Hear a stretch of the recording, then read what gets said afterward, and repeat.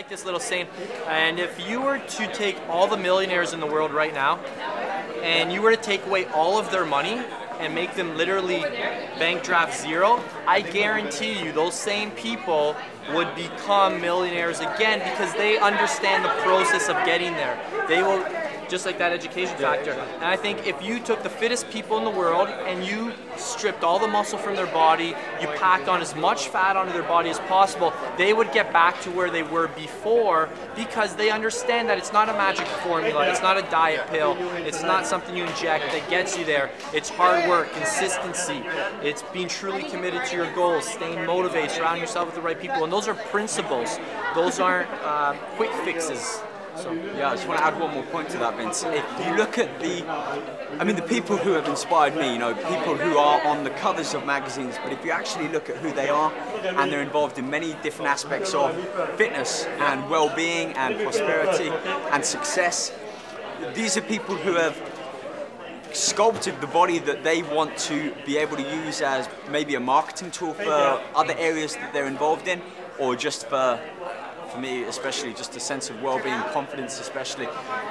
These people who we look towards as inspiration for us, they're actually very successful people in all areas of their life, not just in their appearance.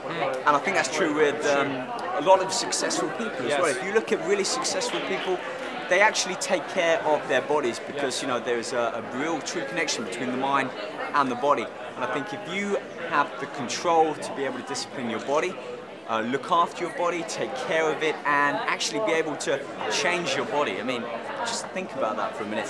How many people out there really have that key, the knowledge, the discipline, everything that we've spoken about today, to control their body? This amazingly complex machine that we are given him, because as I don't want to go too deep into the psychology of it, but the mind and the being, and everyone is as one with themselves. But our body is the vehicle that we move about in. So for us to be able to really change that and morph it and create it, whether we want to get bigger, stronger, faster, just more efficient in terms of absorbing nutrients and protecting ourselves from diseases.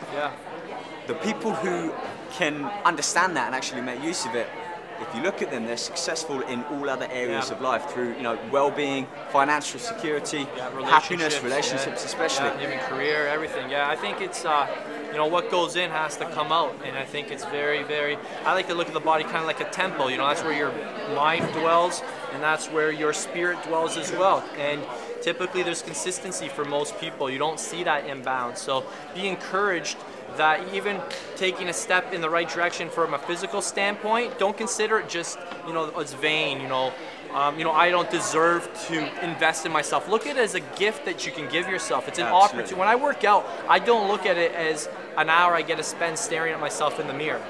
I don't look at it as an opportunity to, look how pretty I look at right now and to, fall in love with myself. I look at it as a gift I can give myself to improve other areas of my life, to be an inspiration to other people, and to challenge myself, to test my limits. I find that one of my personal athletics growing up, being a long distance runner, it really, really, it tests you. And I like always talking about, it's one thing to lift 100 pounds over your head once, but can you come back and do it again when you're in a fatigued state, when you're tired?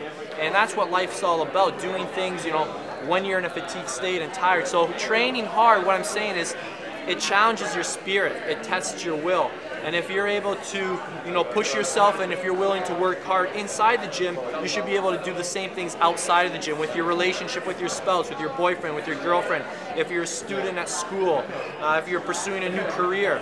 All the things that you do inside the gym are the same things that will contribute to success outside of the gym. Hit the nail on the head there. To finish off with one point, I think for people watching out there, I think it's important to look towards others for inspiration, but try not to emulate that person exactly. Each of us are special in our own ways. And you mentioned with the long distance running, and I started coming off. I actually had an injury many years ago, which got me into the gym, which again gave me the control that I could build my own body and take control of my own future and destiny.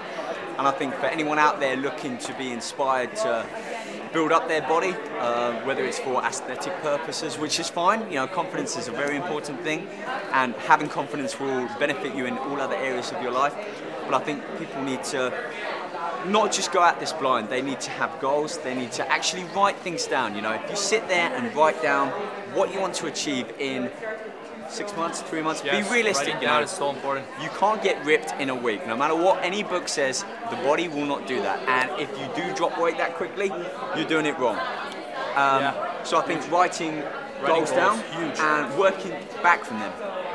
You know, work with an accredited personal trainer or nutritionist, someone like ourselves. Sure, but you know, anyone at the gym, if you really like their look, talk with them and they can explain it to you in a way that is easy to understand, then that is really a true sign of somebody who knows what they're talking about.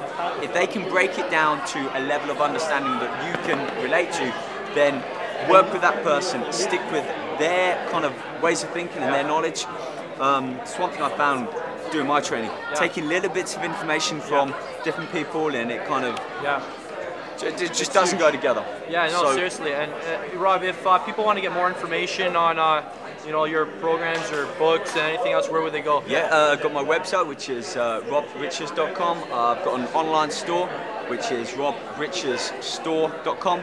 And on there I've got training DVDs of how I train myself, nutritional DVDs, a host of all other fitness related products. So go on there, check that out, and just see what I'm all about really. On my website I've got, you know, we've got our gallery images and photos that we've had from photo shoots, but as I've seen on your side as well, there's much more to that. That's really as, you know, to get people interested in, you know, okay, I like his look perhaps, or he's got a good body, I want to learn about this guy and how he trains.